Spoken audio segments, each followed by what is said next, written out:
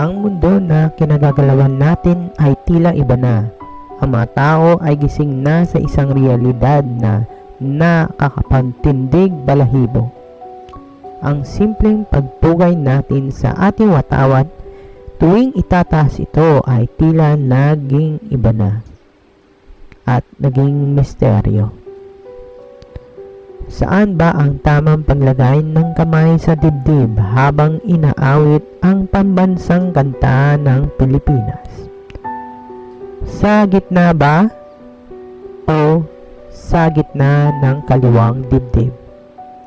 Nasaan ba ang puso natin?